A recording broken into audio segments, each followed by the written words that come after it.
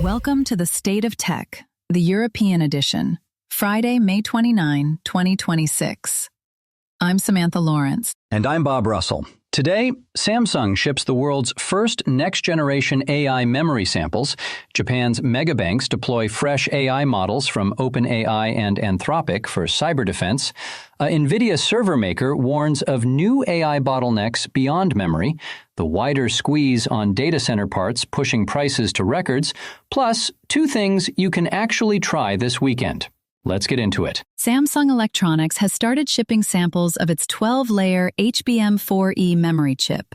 That makes it the first company in the world to deliver samples of this next-generation AI memory. And the timing is striking.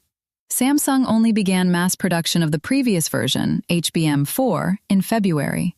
3 months later, the successor is already going out the door. For listeners who don't live inside chip spec sheets, HBM is the stacked memory that sits right next to AI processors and feeds them data at very high speed.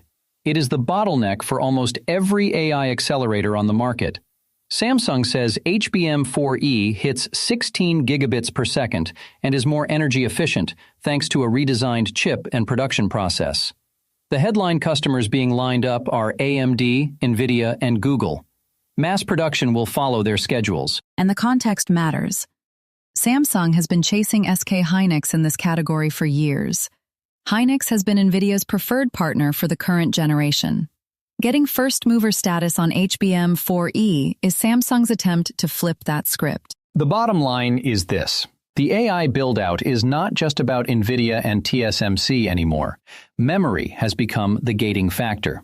If Samsung can deliver HBM4E at volume and on price, it changes the supply picture for every AI data center planned for 2027 and beyond.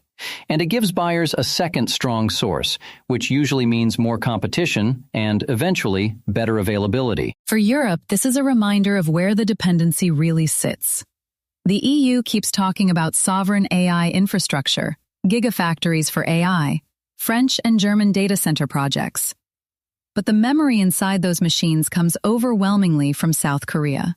Samsung, racing ahead of Hynix, doesn't change the geography. It just shuffles which Korean supplier European cloud builders depend on. The CHIPS Act money targets fabs, not advanced memory. And that gap is becoming harder to ignore as AI build-outs accelerate. And European hyperscaler customers, the likes of OVH Cloud or the new Mistral compute partners, will be watching pricing closely. If Samsung undercuts Hynix to win Nvidia volume, that pressure could ripple into the cost of training runs across the continent. Story 2. MUFG Bank, Sumitomo Mitsui, and Mizuho, the three megabanks that effectively run Japanese finance, are getting access to new AI models from OpenAI and Anthropic specifically to strengthen cybersecurity. According to sources cited in the reporting, OpenAI's new model has capabilities comparable to Anthropic's Claude Mythos AI, which is known for spotting system vulnerabilities. The banks plan to run both in parallel. The driver here is regulatory pressure. Japan's Financial Services Agency and the Bank of Japan have been urging financial institutions to upgrade defenses against AI-driven cyber threats. The concern is that the same models criminals can misuse to find weaknesses can also be turned around and used by the defenders to find those weaknesses first. So the banks are essentially deploying offensive-style AI to audit their own systems. This is one of the first concrete examples of a whole banking sector going beyond pilots and embedding frontier AI models in security operations. If it works, expect every major bank globally to follow. If it goes wrong, expect a very public incident. For Europe, the parallel is obvious.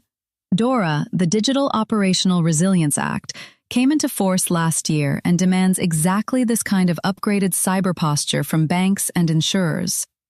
The European Central Bank has been running stress tests on cyber resilience, so when ING, BNP Paribas, or Deutsche Bank look at the Japanese model, they are looking at a possible blueprint, both technically and in terms of how regulators react. One open question: which provider European banks pick? OpenAI and Anthropic are both US-based, And EU data residency rules make those contracts complicated. Quick interruption. If you listen to the State of Tech regularly, hit that like button and subscribe. That way you'll never miss an episode. Okay, moving on. Wiwynn, a major Taiwanese builder of Nvidia servers, is warning that the AI infrastructure squeeze goes well beyond memory chips. Chair Emily Hong says shortages are emerging across the board: networking chips, power components, cooling, the lot. And she expects demand for data center hardware to stay elevated for the next 3 to 5 years, driven by Meta, Microsoft, and the rest of the hyperscaler spending wave. The specific timeline is what caught my eye. Wiwynn doesn't see meaningful price relief until late 2027 or even 2028. That is a long runway of expensive hardware.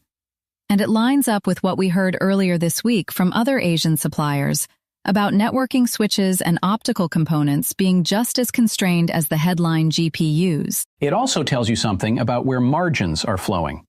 When a server assembler is publicly flagging shortages, they are usually also flagging that they have pricing power. Wiwynn benefits from this environment, but they are signaling to customers, lock in orders now or pay more later. For the broader AI story, this matters because it punctures the idea that more CapEx automatically equals more compute. You can announce a $100 billion data center program, but if you can't get the networking chips for 2 years, the rollout slips. That changes the timeline for everything from new model launches to enterprise AI adoption. And Europe sits in an awkward position. The U.S. hyperscalers have long-standing supply relationships and the deepest pockets. European players building sovereign cloud capacity, the French, German, and Nordic projects, are smaller customers in a constrained market. When supply is tight, the big buyers get served first. That risks widening the compute gap between European AI infrastructure and the U.S., just as Brussels is trying to close it. Story 4 picks up where Wiwynn's warning leaves off. Because the components Hong is flagging are the parts most people never think about. Optical transceivers that connect racks together, power distribution units, high-voltage transformers, custom cooling loops. None of those make headlines. All of them are now bottlenecks. Wiwynn describes intense competition for everything from memory to networking chips, with hardware prices at record highs. And the knock-on effect is that smaller data center operators, the ones serving regional businesses, get squeezed out. They can't match the order volumes that hyperscalers commit to. So a shortage at the top of the market becomes a capacity problem at the bottom. The pattern that emerges is concentration. A handful of buyers, Meta, Microsoft, Amazon, Google, plus a few Chinese players, absorb most of the constrained supply. Everyone else waits. That has implications for competition, for pricing, and for where AI workloads physically run. It also has implications for the energy grid, because the power components in short supply are exactly the ones grid operators need too. In Europe, we are already seeing this collide with grid capacity. Ireland has paused new data center connections in parts of Dublin.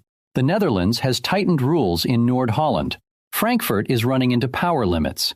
Now, layer on a hardware shortage on top of a grid shortage, and the operators trying to expand European AI capacity are fighting on 2 fronts.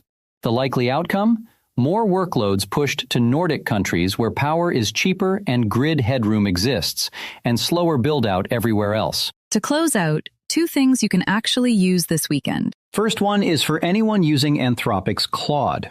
If you haven't switched on project memory yet, it's worth 10 minutes this weekend.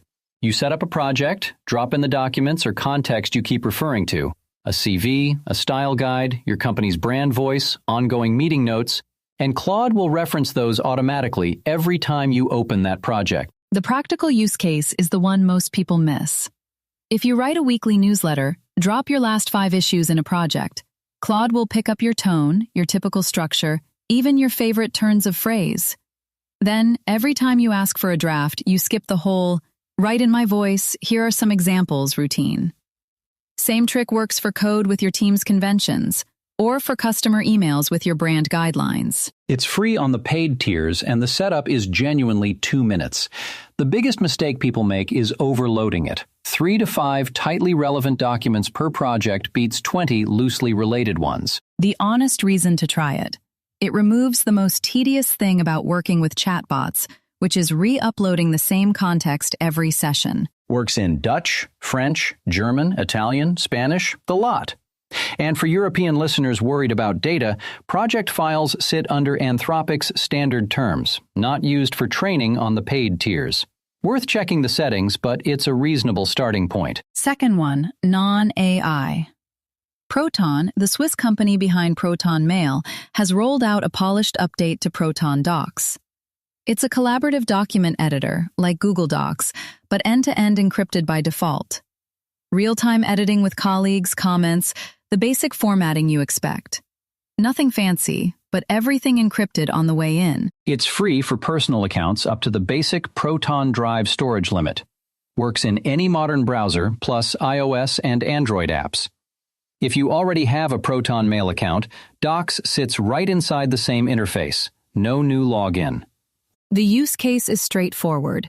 Anything you would not be comfortable having Google scan, contracts, medical notes, internal HR drafts, journalism source material, this is the alternative that doesn't force you back into emailing Word attachments around. It is not as feature-rich as Google Docs yet. No deep spreadsheet integration, no slides. But for plain collaborative writing, it works. Proton is headquartered in Geneva, servers in Switzerland and the EU, and the company has been GDPR-aligned from day one. For European listeners who want a collaborative editor without sending every keystroke through U.S. infrastructure, this is one of the few options that actually delivers on the privacy promise. Try it out this weekend on something small. Today we covered Samsung's first HBM4E samples and the AI memory race, Japan's megabanks deploying OpenAI and Anthropic for cyber defense, Wiwynn's warning on AI hardware bottlenecks, the wider data center component squeeze, Claude project memory, and Proton's encrypted docs. Want to know more or react?